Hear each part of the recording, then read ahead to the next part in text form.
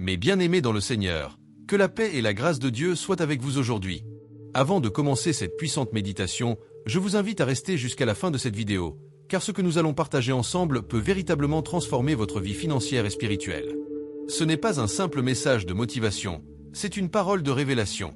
Une parole qui vient de la Bible, la parole vivante de Dieu, et qui vous montrera comment obtenir une percée financière, une ouverture divine, un changement réel dans votre vie matérielle, par la puissance des psaumes. Alors avant de plonger dans ce message inspiré, je vous demande humblement de vous abonner à cette chaîne, d'activer la cloche de notification et de laisser un commentaire pour témoigner de ce que Dieu fera pour vous. Ce simple geste est une manière de soutenir cette œuvre spirituelle, de participer à la diffusion de la parole et de permettre à d'autres personnes, dans le monde entier, de découvrir la grâce et la puissance de Dieu. Chaque fois que vous aimez, commentez ou partagez, vous devenez un canal de bénédiction pour quelqu'un d'autre. Bien-aimés, si vous regardez cette vidéo aujourd'hui, ce n'est pas un hasard. Dieu a voulu que vous soyez ici, maintenant. Peut-être que vous traversez une période difficile. Les dettes s'accumulent, les portes semblent fermées, le travail ne suffit plus à couvrir vos besoins, ou vous sentez une fatigue intérieure à force de lutter sans voir de résultats. Peut-être que malgré vos efforts, quelque chose bloque votre progression. Vous avez prié, travaillé, semé, mais rien ne semble bouger. Eh bien, aujourd'hui, je vous le dis avec assurance, Dieu veut vous donner une percée. Oui, une percée financière, mais aussi spirituelle. Une percée qui vient du ciel, et non du hasard. Cette percée ne dépend pas seulement des circonstances extérieures. Elle dépend de votre connexion avec Dieu, de votre foi, de votre compréhension spirituelle de la bénédiction divine. La parole de Dieu nous dit « Ceux qui cherchent l'Éternel ne manquent d'aucun bien » Psaume 34, verset 10. Cela veut dire que lorsque votre cœur est tourné vers Dieu, lorsque vous marchez selon sa volonté, il y a une assurance, une promesse céleste qui s'active dans votre vie, celle de ne jamais manquer de ce qui est essentiel. Et c'est pourquoi aujourd'hui, je veux que vous écoutiez attentivement jusqu'à la fin. Parce que dans cette vidéo, vous allez comprendre comment prier les psaumes avec puissance, comment activer la faveur divine dans votre vie, comment demander à Dieu non pas simplement de vous donner de l'argent, mais de vous donner la sagesse, la grâce et la stabilité financière. Vous allez apprendre à transformer vos prières en actes de foi, vos mots en déclarations prophétiques et vos difficultés en témoignages de victoire. Souvent, nous pensons que la prière pour la prospérité ou la bénédiction financière est quelque chose de secondaire ou de matériel. Mais dans la Bible, Dieu se révèle aussi comme celui qui pourvoit. Dans le psaume 23, David dit « L'Éternel est mon berger, je ne manquerai de rien ». Ce verset n'est pas une poésie abstraite, c'est une déclaration de foi. David dit en substance « Parce que Dieu est mon guide, ma source, mon protecteur, je vivrai dans l'abondance de sa provision ». Il ne s'agit pas d'une richesse égoïste, mais d'une sécurité divine, d'un état de paix où tout besoin est comblé selon la volonté de Dieu. Alors, pourquoi beaucoup de chrétiens vivent-ils dans la pauvreté, la frustration ou le manque? La réponse se trouve souvent dans notre compréhension de Dieu. Beaucoup prient sans conviction, sans connaissance de la parole, ou en doutant que Dieu puisse vraiment les bénir matériellement. Mais la Bible nous enseigne que Dieu veut notre bien-être total, spirituel, physique et matériel.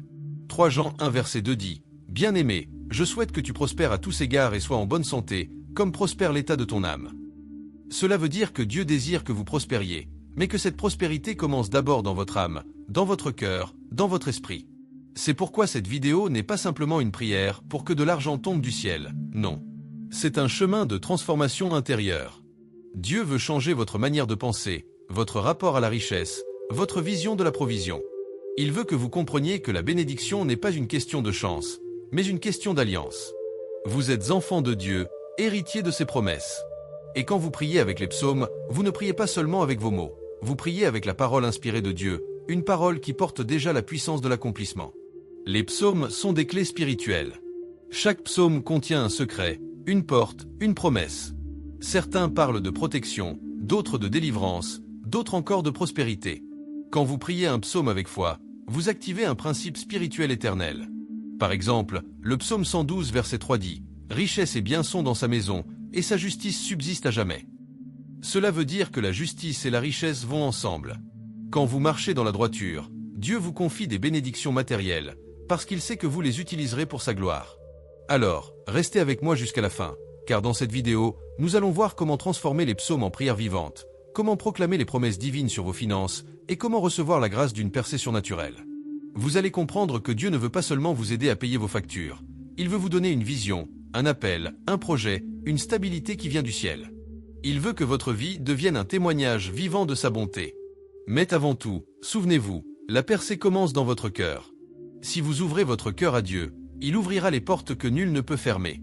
Si vous changez votre manière de penser, il changera votre situation. Si vous semez dans la foi, il vous fera récolter dans l'abondance. Alors, préparez-vous à ce que Dieu agisse. Préparez-vous à prier avec puissance. Préparez-vous à voir des choses bouger dans votre vie, dans vos finances, dans vos affaires, dans votre famille. Prenez quelques secondes maintenant pour vous abonner, pour activer la cloche de notification et pour laisser un Amen dans les commentaires si vous croyez que cette parole est pour vous. Parce que je crois, oui, je crois fermement que Dieu veut faire de cette vidéo un instrument de percée pour quelqu'un. Peut-être pour vous. Peut-être pour votre famille. Peut-être pour votre avenir. Alors restez avec moi, car dans la suite de cette vidéo, nous allons plonger en profondeur dans les psaumes, découvrir les prières les plus puissantes pour la percée financière et invoquer ensemble la bénédiction de Dieu. Car aujourd'hui, ce n'est pas une simple leçon biblique, c'est un rendez-vous divin, un moment de foi, un temps de transformation.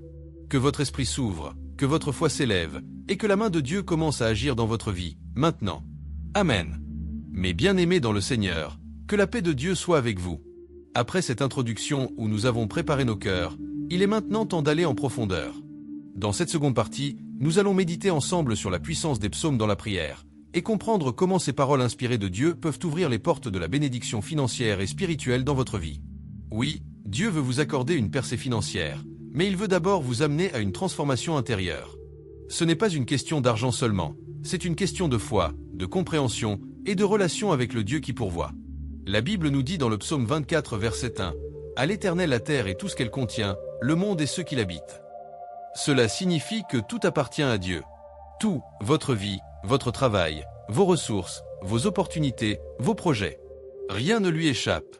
Et quand vous comprenez cela, vous cessez de courir après la bénédiction. Vous courez vers celui qui bénit. Parce que la vraie richesse, c'est d'être en communion avec le Créateur de toutes choses. C'est là que tout commence. Beaucoup de gens cherchent la prospérité sans Dieu, et ils se perdent. Mais celui qui cherche Dieu trouve la prospérité selon le cœur de Dieu. Une prospérité équilibrée, durable, bénie, qui ne détruit pas son âme. C'est pourquoi le psaume 34 verset 10 déclare « Les lions peuvent manquer de nourriture et être affamés, mais ceux qui cherchent l'Éternel ne manquent d'aucun bien. » Ce verset n'est pas une simple promesse poétique, c'est une loi spirituelle. Si vous cherchez Dieu d'abord, tout le reste vous sera ajouté. Alors, comment chercher Dieu pour une percée financière? Cela commence par une attitude de foi et d'humilité. Vous devez reconnaître que sans Dieu, vous ne pouvez rien. Vous pouvez travailler jour et nuit, mais sans sa grâce, vos efforts resteront stériles. C'est pourquoi David priait ainsi « Affermis pour nous l'ouvrage de nos mains, Seigneur. » Oui, affermis l'ouvrage de nos mains. Psaume 90, verset 17. Ce verset est une prière de bénédiction sur le travail. Il nous montre que la prospérité vient quand Dieu donne de la stabilité et de la fécondité à nos efforts. Beaucoup travaillent dur mais ne voient pas de résultats, parce que leurs efforts ne sont pas affermis par Dieu. Quand Dieu affermit vos mains, il donne du poids à votre travail. Il met sa grâce dans vos affaires. Il ouvre des portes que personne ne peut fermer. Il transforme de simples idées en sources de bénédiction. C'est pourquoi, avant de chercher à multiplier vos revenus, cherchez d'abord à multiplier votre intimité avec Dieu. Car c'est dans sa présence que les plans se révèlent, que les stratégies s'éclairent, que la faveur se manifeste. Regardez le psaume 112 verset 3. « Richesse et biens sont dans sa maison, et sa justice subsiste à jamais. » Ce verset nous enseigne que la justice, c'est-à-dire la droiture devant Dieu, précède la richesse. La bénédiction financière du juste n'est pas accidentelle. Elle est le fruit d'une vie alignée avec la volonté de Dieu. Quand vous marchez dans la vérité, dans l'intégrité, dans l'obéissance, Dieu peut vous faire prospérer sans crainte. Parce qu'il sait que cette prospérité ne vous détruira pas. Mais attention, mes bien-aimés, la percée financière ne vient pas sans épreuve. Dieu éprouve toujours le cœur avant de libérer la bénédiction. Il veut s'assurer que vous ne servirez pas Mammon, mais lui seul. Jésus a dit, « Vous ne pouvez servir Dieu et l'argent. » Cela signifie que Dieu doit être votre priorité, pas le gain matériel. Quand votre motivation est pure, quand votre objectif est de glorifier Dieu à travers vos finances, il vous confie plus. Parce qu'il sait que vous utiliserez votre richesse pour bénir, pour bâtir, pour servir. La prière pour la percée financière n'est donc pas une prière d'avidité, mais une prière d'alliance. Vous dites à Dieu, « Seigneur, bénis-moi pour que je sois une bénédiction. Ouvre les cieux sur ma vie pour que je puisse aider les autres, soutenir ton œuvre, élever les faibles, nourrir les affamés, honorer ton nom. » Et c'est dans cet état d'esprit que les psaumes deviennent puissants.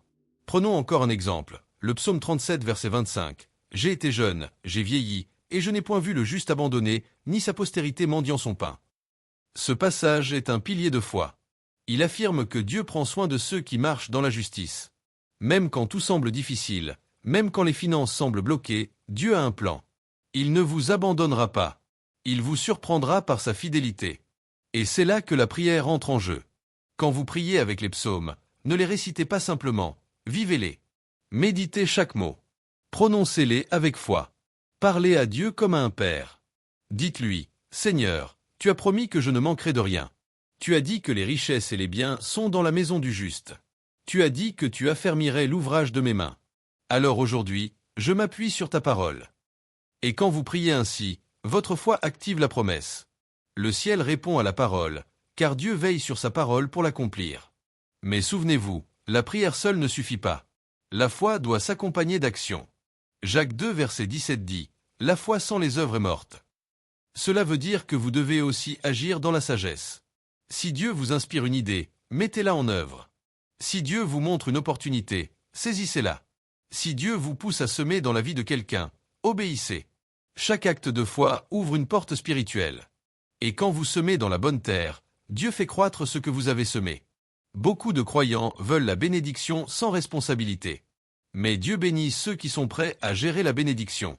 La Bible dit, « Celui qui est fidèle dans les petites choses l'est aussi dans les grandes. » Si vous n'êtes pas fidèle dans ce que Dieu vous confie aujourd'hui, comment vous confiera-t-il davantage? Soyez bons intendants. Gérez vos finances avec honnêteté, discipline et prière. Apprenez à donner, à économiser, à planifier, à éviter le gaspillage. Car la bénédiction divine ne réside pas seulement dans la réception, mais dans la gestion. Lorsque vous priez les psaumes pour la percée financière, faites-le avec un cœur reconnaissant. Commencez toujours par remercier Dieu pour ce que vous avez déjà. La gratitude ouvre les cieux. Dieu ne bénit pas un cœur rempli de plaintes, mais un cœur plein de louanges. Dites, « Seigneur, merci pour ce que j'ai. Merci pour le toit sur ma tête, pour la force de travailler, pour la santé, pour la vie. Merci parce que même si je n'ai pas encore tout, je sais que tu pourvois selon tes richesses en gloire. » Et pendant que vous rendez grâce, Dieu prépare ce que vous lui avez demandé. Mais bien-aimés dans le Seigneur, restons encore dans cette atmosphère spirituelle. Ne te presse pas, prends un instant pour laisser ces paroles pénétrer ton cœur. Nous ne sommes pas ici pour écouter de simples mots, mais pour recevoir une révélation. La parole de Dieu n'est pas une théorie, c'est une semence.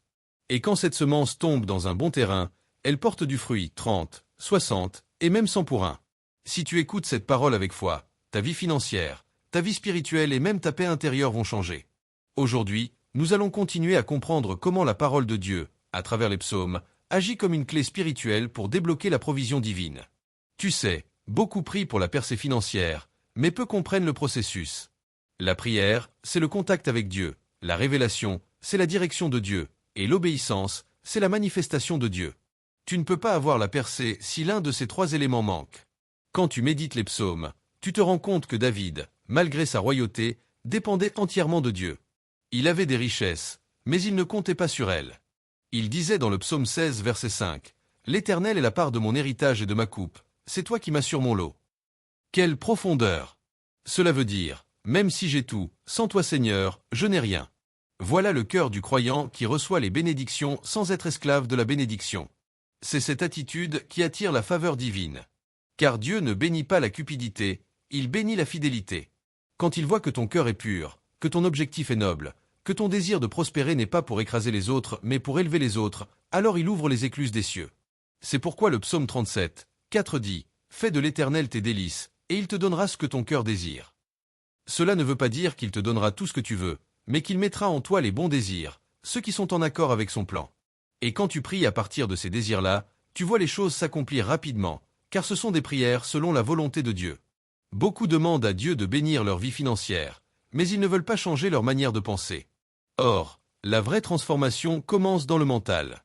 Proverbe 23, 7 dit, « Tel qu'un homme pense dans son cœur, tel il est. » Si tu crois que tu es destiné à manquer, tu manqueras.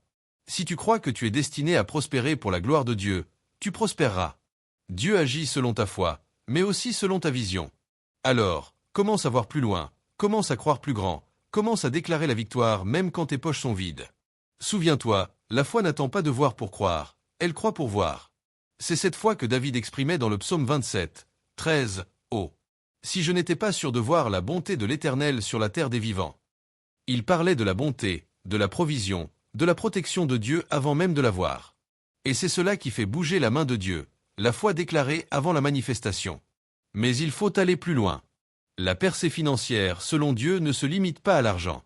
Elle inclut la sagesse financière, la stabilité émotionnelle, la liberté spirituelle. Dieu ne veut pas seulement te donner de l'argent, il veut t'apprendre à le gérer, à le multiplier et à l'utiliser pour bénir. Dans Deutéronome 8, 18, il est écrit « Souviens-toi de l'Éternel ton Dieu, car c'est lui qui te donne la force pour acquérir des richesses. » Ce verset est très puissant. Dieu ne donne pas directement la richesse, il donne la capacité d'en produire. Il te donne les idées, les connexions, la stratégie, la sagesse et la discipline. Voilà pourquoi, quand tu pries avec les psaumes pour la percée, demande à Dieu non seulement la bénédiction, mais aussi la sagesse pour l'administrer. Car sans la sagesse, la richesse devient un piège. La sagesse t'enseigne quand dépenser, quand économiser, quand investir, quand donner. Elle t'apprend aussi à ne pas mettre ta confiance dans les biens matériels. Parce que la vraie sécurité ne vient pas de ce que tu possèdes, mais de celui qui te bénit. Prenons encore un exemple, le psaume 23. Nous le connaissons tous, mais combien le médite vraiment ? L'Éternel est mon berger, je ne manquerai de rien. Ce verset est une promesse économique et spirituelle. Il dit que si Dieu te conduit, tu ne manqueras pas. Mais attention, pour ne pas manquer, il faut le laisser te conduire. Beaucoup veulent la bénédiction du berger sans suivre ses pas. Ils s'éloignent de la voie de Dieu, puis se plaignent du désert dans lequel ils se trouvent. Mais si tu restes attaché à lui, même dans la vallée de l'ombre de la mort, il pourvoira. La vallée peut représenter les difficultés financières, les dettes, le chômage, la stagnation. Mais Dieu ne t'abandonne pas. Il conduit parfois pour t'apprendre la dépendance. Car c'est dans la vallée que tu apprends à écouter sa voix. Et quand tu sors de cette vallée, tu deviens plus fort, plus sage, plus stable. Le verset suivant dit « Il dresse une table devant moi, en face de mes adversaires. » Cela signifie que même dans la crise, Dieu prépare une opportunité.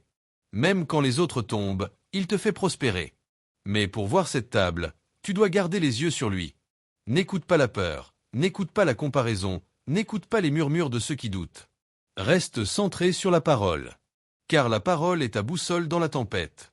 Elle est la lumière qui t'indique le chemin.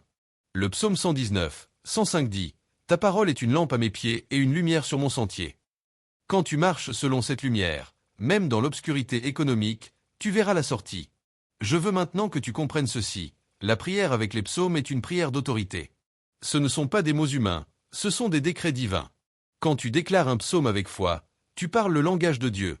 Le monde spirituel reconnaît ce langage.